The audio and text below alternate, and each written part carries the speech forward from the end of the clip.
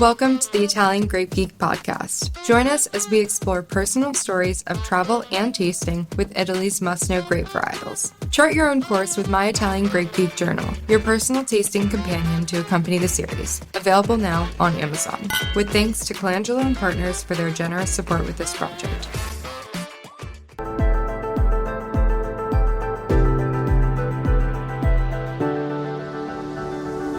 Welcome to the Italian Wine Podcast. I'm Cynthia Chaplin, and this is Voices. Every Wednesday, I will be sharing conversations with international wine industry professionals, discussing issues in diversity, equity, and inclusion through their personal experiences working in the field of wine. If you enjoy the show, please subscribe and rate our show wherever you get your pods. Hello, and welcome to Voices. This morning, I'm very happy to welcome Jane Thomson to the show. She's the founder and the managing director of the Fabulous Ladies Wine Society, Australia's very first wine community for women. She was awarded Digital Wine Communicator of the Year by Wine Communicators of Australia in 2019, 2016, and 2013, and the Medal of the Order of Australia in 2023, recently, for services to women in the wine sector. Jane's also the founder and the chair of Australian Women in Wine, advocating for gender equality across the sector. So right up my street, Jane, thank you so much for making time to talk to me today. It's my absolute pleasure. Thank you for having me here. Well, let's talk about how you got into the wine business. I know you trained as a psychologist, and now you're really well known as a wine communicator and an amazing event host. So tell me how this all got going. What got you fired up about wine? How did you get started? Sure. Well, people think it's a fairly distant path to go between psychology and wine, but really I'm just helping people to forget their problems in a whole new way, I think, Cynthia. But to be more to be more serious about that question, I grew up with a father who was very obsessed about wine, and it was quite rare to be a child in the 1980s in Australia where wine was at the dinner table every night for dinner. It was part of our everyday lives, but it certainly was in our house, and there was always very regular deliveries of wine to our suburban home. And then when I was an early teenager, he actually bought his own vineyards in the Hunter Valley and became a grower and producer as well. And so I kind of have had wine around me and was a very enthusiastic wine consumer. And then I had an opportunity about 12 years ago now to turn that passion into a business. And so I've always been very passionate about wine. I've always been somebody who's wanted to share that joy and that passion, particularly with her girlfriends. I always feel like there's been so few platforms, particularly here in Australia, where women can get together to follow that passion. And so socially, I was always that friend organising get-togethers to try wines, to do tastings, and I had an opportunity to take that passion and turn it into a business, and that's how the Fabulous Ladies Wine Society was born. I love that story. It's interesting because I think somehow we are twins separated at birth. My training in university was also in psychology, and I think it does really help. It's a great bridge. I found it very useful as a mother and very useful getting into the wine business. So I think psychology is a very good background for a lot of things. But it's true what you say. I think in the UK, where I lived for many years, very similar. Not a lot of space for women to get together and have wine events. There is now, but not back in the day. So great that you took it to the next level and, took it out of your drawing room and into the business sector. So since then, over the past sort of 15 years, I guess, you've built up the business and your reputation. You've taken a lot of steps in the right direction here. First was the Fabulous Ladies Wine Society. And this sounds so fun. It really took off. I know that there are a lot of members now. And in Australia, as you said, this wasn't something that was already out there. So the fact that people really grabbed onto it and ran with it and ran with you is important. So I want to know, since you started in 2012, here we are just over 10 years later, what impact has the Fabulous Ladies Wine Society had in the wine sector in Australia? How do you see see sort of things changed from when you started to what's happening now? Well, I think it's had two impacts that are quite clear. So, firstly, when we started, there was no platform at all that was highlighting or showcasing female wine producers to a consumer audience. And so, one of the things we do at the Fabulous Ladies Wine Society is we only work with female wine producers. And so, we run dinners and events all around Australia, every capital city, some regional centres as well, where we bring those female producers and put on a fabulous wine dinner. Lots of fun, lots of chat, and lots of great wines. And all the guests are women. So that's the first thing, giving women in the Australian wine industry their very own event platform to showcase their fantastic products and who they are as people. I think one of the great things that we were able to do through our events is not just showcase wines like a traditional wine dinner, but also really make the female producer a hero in her own right, where the guests get to know her, talk to her. And because there's always a third party host in the room, usually myself, we get to talk about them and tell their story in a really interesting and different and unique way. And so they're not just sort of standing there telling their own story, they're also getting us to be able to do that for them. And so the audience gets to engage in a different way, I think, just than they would if they're normally just, attending a wine dinner with the winemaker that's there. Are there many female wine producers in Australia these days? I really have no idea. It's a really great question. And the answer is we don't know for sure because the research has never been done. We've been calling for that research for the last 10 years out of the 12 that I've been working in this sector. We do have some hope in that area. I do know that there's a tender out at the moment from Wine Australia to try and get that count done.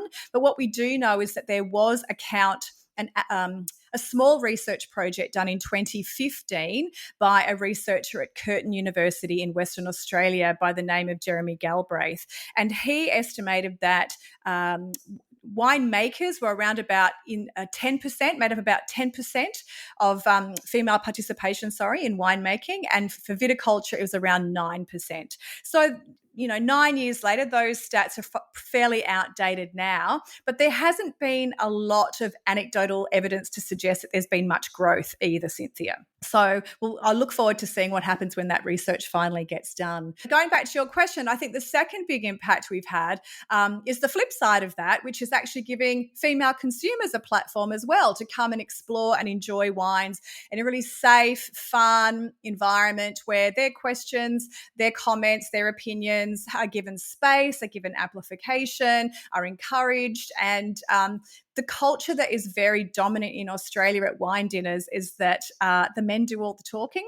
That is changing, but it's very much been the dominant culture. And so it's great to have a platform where we don't have to compete with that, where we can ask our own questions, do our own learning, have our own fun in a really safe environment. It sounds absolutely wonderful. It really does. And for anyone who doesn't agree that women need their own space to do these sorts of things, I have to tell you, every time I am in a room, either with all female judges or all female producers or just all women in the wine sector, the vibe is always so different. People relax, they feel able to speak eloquently, they don't worry about being spoken over, shouted down, or dismissed. And the energy is enormous. Groups of women together really produce an energy that is something spectacular. So I love men, but women do need a space where they can explore their potential and their leadership and their power without, that sort of sometimes stumbling block of men in the room. So, kudos for this. It sounds fantastic. Thank you. I completely agree. We love men. We need men in our lives. Absolutely. But just not in the same room as us when we're talking about wine. So, it absolutely creates a freedom that I think doesn't exist in most spaces, in most places that we are where men and women coexist together.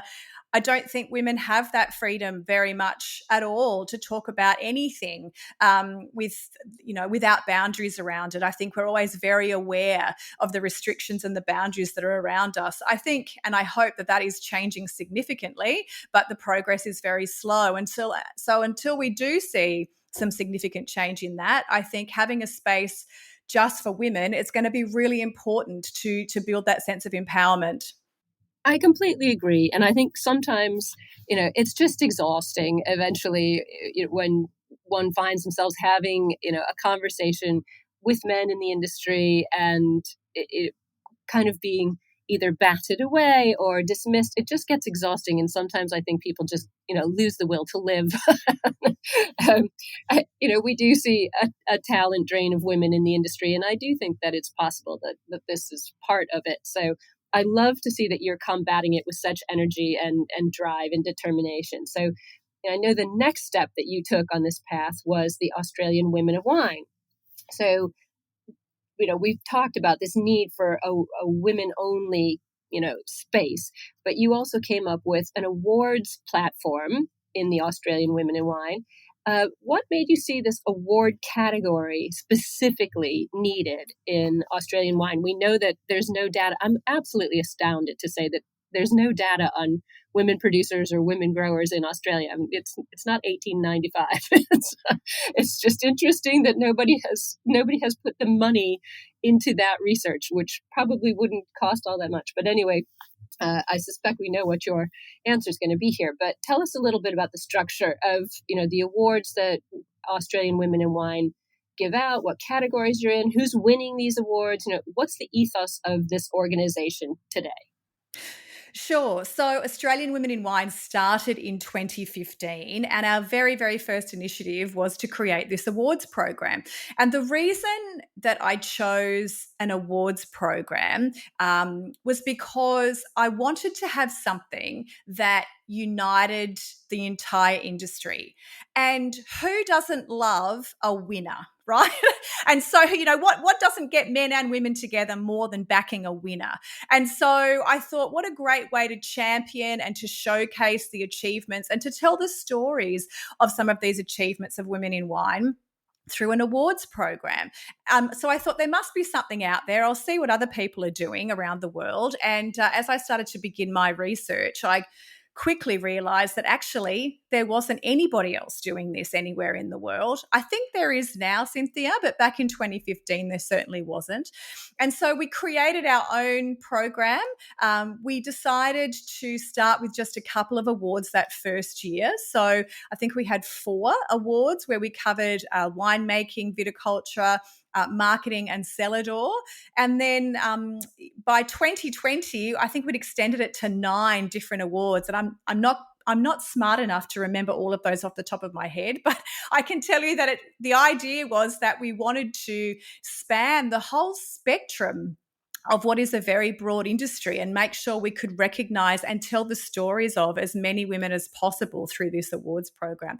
So it was really popular. It did its job in that both men and women brought their energy, their support, their excitement to these awards, and it certainly got the whole industry talking. And it really did allow some women who I think had possibly been on the sidelines a bit too long actually be celebrated for their achievements in a way that they very much deserved. That activity, the awards, the last one we held of those was in 2020 for reasons I probably don't have to explain. Sadly, no. No.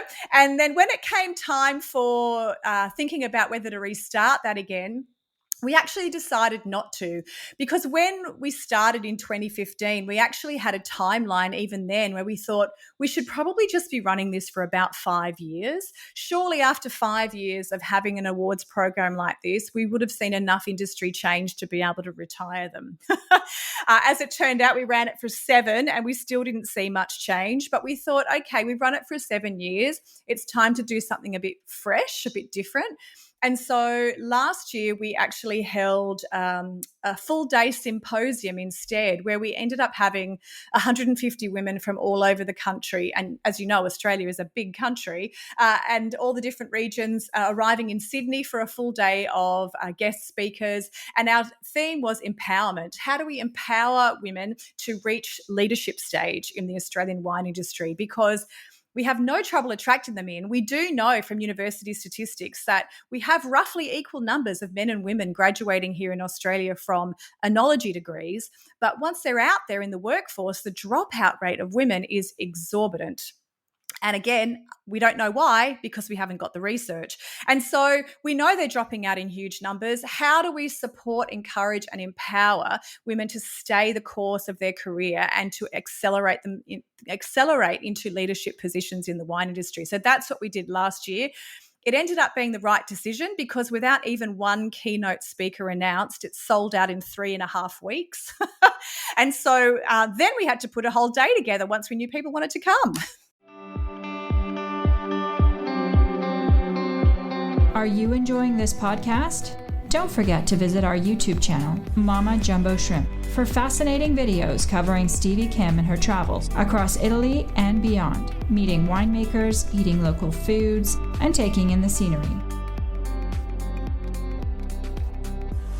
Now, back to the show. Wow, incredible. I want to touch on that idea of empowerment and leadership because, again, with this remarkable lack of data on what women are in leadership roles in, what wineries across Australia, you're kind of shooting in the dark. I mean, I think this is quite brave because it's hard to estimate who's going to come out of the woodwork, as you say. Suddenly it's all sold out, and you have to plan it. In terms of these sorts of things, how do you see your symposiums working their way up to empowering the women who attend? That's a really great question. So we thought when we were in the planning stages that it would be about who we had to speak on the day and what their message would carry. But as it turned out, Cynthia, it was literally the energy of getting people together that probably had more of an impact. As you touched on earlier in our conversation, the energy that happens when you get women together in a room with a similar objective and a similar purpose. If we could bottle that stuff, we could all be ruling the world right now, I think. So that ended up having a bigger impact, being able to see faces that looked like yours, to know that that was achievable, to know that there were other women in your position, to hear firsthand that your experience is not isolated. That in itself, I think, was the more empowering takeaway from the day. It sounds absolutely amazing. When you started your career, I think you and I sort of got into the wine industry around the same sort of time. What actual inequalities for women did you see initially? We're talking about what exists now, but what was going on when you started? How did these issues affect your career development and bring you to this point now where you are, knocking down doors and helping women in? Sure. Well, I am in the very privileged position of having never had to have worked in wine production, because I think that the stories I hear from women in wine production roles are quite harrowing. And so I don't want to try and sit here and tell their stories. All I can tell is my own story. And so what I found from starting the Fabulous Ladies Wine Society was that the women I was working with, the wine producers I was working with, were telling me these horrific stories. And I was also working with some who were dropping out after only a year or two, saying, no, Jane, I'm leaving the industry. That's it for me. Sorry, it's been great working with you. And so that's one of the reasons I actually started Australian Women in Wine, because I thought somebody has to do something. There's nothing out there. Nobody's talking about this. Nobody is addressing the fact that Australian wine is actually a really toxic place for women to be working. And this was in the 2010s. This is, as you said, this is not 1984. This is, very recent history. And yet not only were the experiences being shared really troubling to hear, but nothing was actually even being spoken about. The whole issue was being swept under the carpet. And I think that the Me Too movement, which happened sort of around a similar time, 2015, 2016, helped change the zeitgeist worldwide, and particularly for a lot of industries for whom had, the norm had been covering up or not talking about it. They created a new sense of empowerment for women to be able to start talking about this stuff. And I think that Me Too movement helped men in our industry go, oh, hang on, it's not just our industry. This is a little bit broader than just us. We actually need to listen here. And when we do listen, what we're hearing is that our industry is particularly bad. We actually need to start focusing on this a bit more. So we did get a lot of pushback and a lot of dissuasive voices when we first started Australian Women in Wine in 2015. And by 2017, the opposite was true. We were starting to get support from major industry bodies. We were starting to get people who'd been against us in the early stages turning around and nominating the women in their businesses for awards. So the change was quite significant, even within just a few short years. I think you've hit on a sort of a global phenomenon. The Me Too movement absolutely shattered a ceiling that we were contending with up until that point. So I'm glad to hear that it got to Australia and had an impact there too, and that you're able to support that sort of groundswell of change in the right direction. So just kind of sidelining a little bit, what do you think the challenges are for First Nations or Indigenous women in wine in Australia? Again, I suspect there's probably not a lot of data on how many women from that community are in the sector, but are there avenues for them to enter the wine industry? Is there a good representation of this community in Australian wines? Well, I'd probably like to broaden that a little bit further, because our First Nations people here in Australia are such a tiny, tiny percentage. And in fact, their story can probably, in this particular circumstance, in terms of wine, be broadened to incorporate all people of colour in Australia, because there are just no people of colour in Australian wine. It's a very, very white industry. And while there is not any, to my knowledge, specific pathways for Indigenous nations people to enter the Australian wine industry, the issue is broader than just them, Cynthia. So there's really very few pathways for anyone of colour to enter the Australian wine industry. It's still very much a white person's career. With that said, there are a couple of very active, very vocal and very wonderful people who are starting to try and bring attention to this issue. My focus is very much on gender, and so I feel like it's not my area of expertise to comment on this at all, except to say that diversity is diversity, and we need all kinds of diversity in the Australian wine industry for us to be able to be a wonderful industry. Yeah, absolutely. And it does sound like Australia's wine industry would benefit from some serious analytics being thrown at it, and that's never easy to get funding for. So no, and if I may, I mean, it might shock most of the world to know that the budget, the overall budget from Wine Australia for all diversity and equality and inclusion programs in the current and the previous financial year was zero. That's just horrendous. So the idea of actually taking action to encourage diversity and equality in our sector is woefully lacking. Yeah, that is shocking and pretty short-sighted, if I'm going to be kind, and despicable, if I'm going to be honest. But hopefully someone will hear this and we can do something about this. Like you have power now. We should talk about this. Just recently, last year, you received the Medal of the Order of Australia for your services to women in the Australian wine sector. And you've become a real leading light for shaping this more inclusive, more equitable landscape in the world of wine in Australia. So, let's dial down on this. What do you think the biggest challenge is for women in the wine industry in Australia today? White, brown, whatever, just women in Australia trying to get into wine. Where are the roadblocks? What's going to be needed to keep women in the industry? You said they get in, but then they leave. We need some change happening here. What would you like to see? What are you going to do with your new power, your new medal? How can we change this? What needs to happen? What would you like to see in the next couple of years? Well, I wish it was power. I wish it did come with a magic wand, because there is so much I would do. But all it does sounds like it should come with a sword.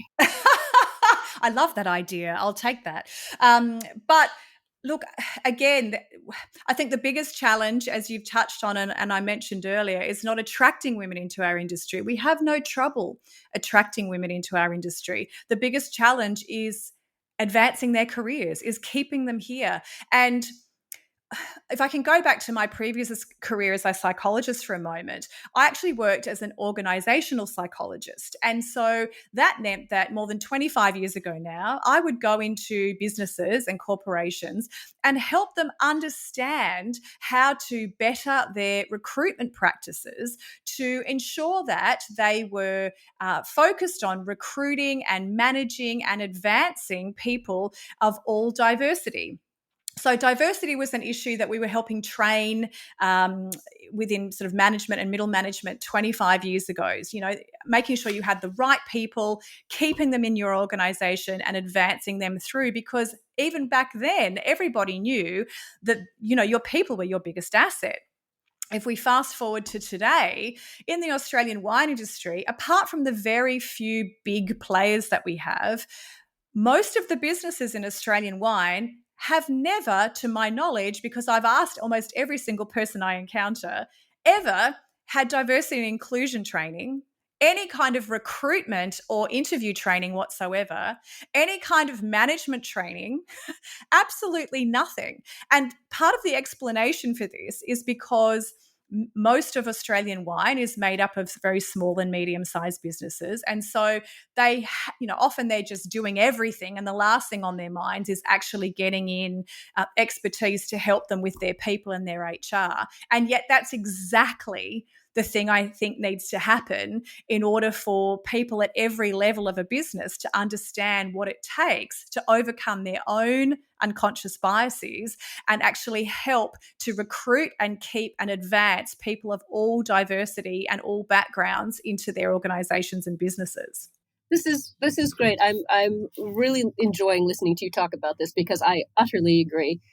You're not the first, and I'm sure you sadly won't be the last person I have a conversation with this about.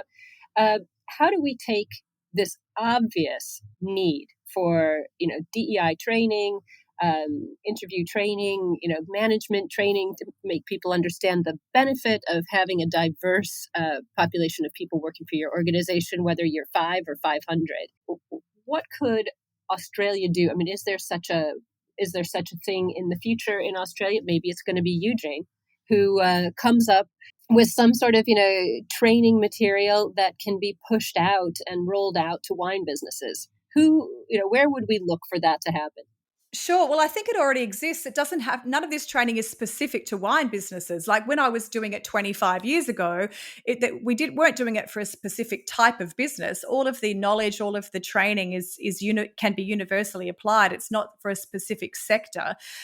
What I think has created a lack of action in this area is that we've never had, as a sector here in Australian wine, any kind of accountability to ensure that we are making women comfortable, that we are adhering to all of the best practices for our people. There's never been any accountability on that front. And I think I would love to see some kind of diversity and equality measure in place where there's an accountability factor, where businesses have to report, and if they're not up to a certain level, if they haven't implemented certain amounts of training, or if they don't have a certain number of staff that tick certain boxes, I mean, I'm being very generalist here, but some kind of accountability. If they haven't done those things, then surely there must be some kind of penalty applied. And I think until we have that sort of accountability, there's no impetus on businesses to spend that extra money to create, the best practices that they can within their businesses. I mean, from a bottom dollar point of view, implementing these things makes all the financial sense in the world. But getting people to realize this is a part of the problem, I think.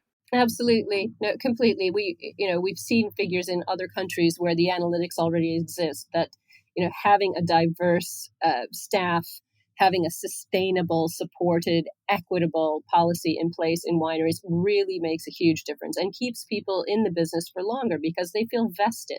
So this has been a fascinating conversation. I am so happy to talk to you about this, and I'm concerned about women in Australian wine now. So I'm going to be looking to get more of these conversations going with my Australian colleagues. But thank you so much, Jane. I really appreciate your time today, and congratulations again on your medal of the Order of Australia. And hopefully I will meet you in person one of these days soon. I would very much like that too. Thank you so much again, Cynthia. It's been a pleasure for me also.